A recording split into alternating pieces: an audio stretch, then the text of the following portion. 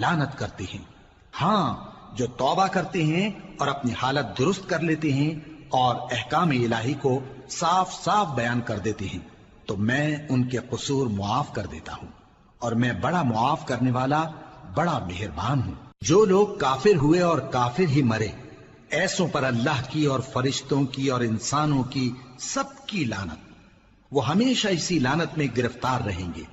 ان سے نہ تو عذاب ہلکا ہی کیا جائے گا اور نہ انہیں کچھ مہلت ملے گی۔ اور لوگوں، تمہارا معبود ایک ہی معبود ہے، اس بڑے مہربان اور رحم والے کے سوا کوئی عبادت کے لائق نہیں۔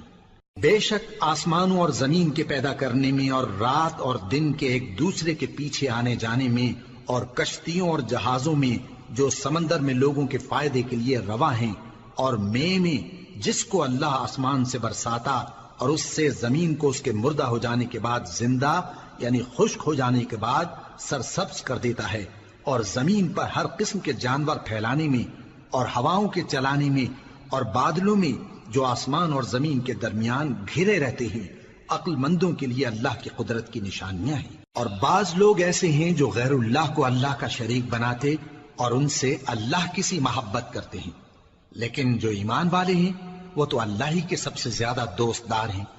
اور اے کاش ظالم لوگ جو بات عذاب کے وقت دیکھیں گے اب دیکھ لیتے کہ سب طرح کی طاقت اللہ ہی کو ہے، اور یہ کہ اللہ سخت عذاب کرنے والا ہے۔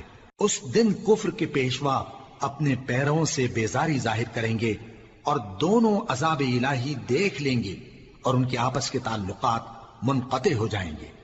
یہ حال دیکھ کر پیروی کرنے والے حسرت سے کہیں گے کہ اے کاش ہمیں پھر دنیا میں جانا نصیب ہو، تاکہ جس طرح یہ ہم سے بیزار ہو رہے ہیں اسی طرح ہم بھی ان سے بیزار ہوں۔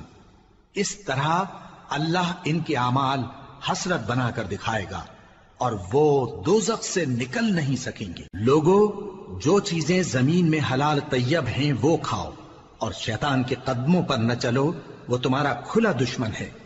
وہ تو تم کو برائی اور بے حیائی ہی کے کام کرنے کو کہتا ہے، اور یہ بھی کہ اللہ کی نسبت ایسی باتیں کہو جن کا تمہیں کچھ بھی علم نہیں۔ اور جب ان لوگوں سے کہا جاتا ہے کہ جو کتاب اللہ نے نازل فرمائی ہے اس کی پیروی کرو، تو کہتے ہیں نہیں، بلکہ ہم تو اسی چیز کی پیروی کریں گے جس پر ہم نے اپنے باپ دادا کو پایا۔ بھلا اگرچہ ان کے باپ دادا نہ کچھ سمجھتے ہوں اور نہ سیدھے رستے پر ہوں، تب بھی وہ انہی کی تقلید کیے جائیں گے۔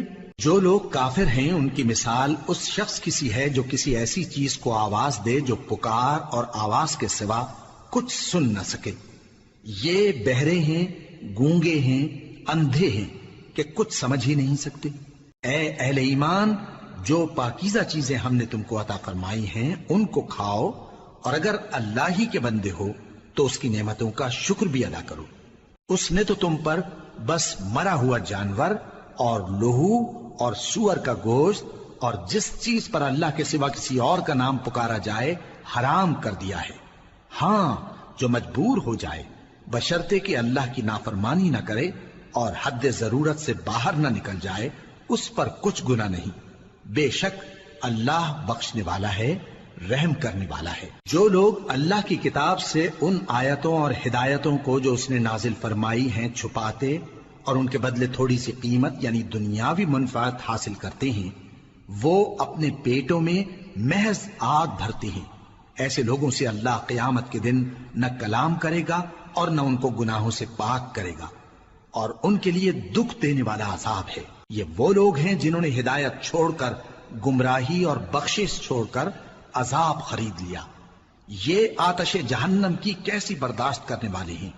یہ اس لیے کہ اللہ نے کتاب سچائی کے ساتھ نازل فرمائی، اور جن لوگوں نے اس کتاب میں اختلاف کیا وہ ضد میں آ کر نیکی سے دور ہو گئے ہیں۔ نیکی یہی نہیں کہ تم مشرق و مغرب کو قبلہ سمجھ کر ان کی طرف منہ کر لو، بلکہ نیکی یہ ہے کہ لوگ اللہ پر اور روز آخر پر اور فرشتوں پر اور اللہ کی کتاب پر اور پیغمبروں پر ایمان لائیں، اور مال باوجود عزیز رکھنے کے رشتہ داروں اور یتیموں اور محتاجوں اور مسافروں اور مانگنے والوں کو دیں، اور گردنوں کے چھڑانے میں خرچ کریں، اور نماز پڑھیں اور زکوٰۃ دیں، اور جب عہد کر لیں تو اس کو پورا کریں، اور سختی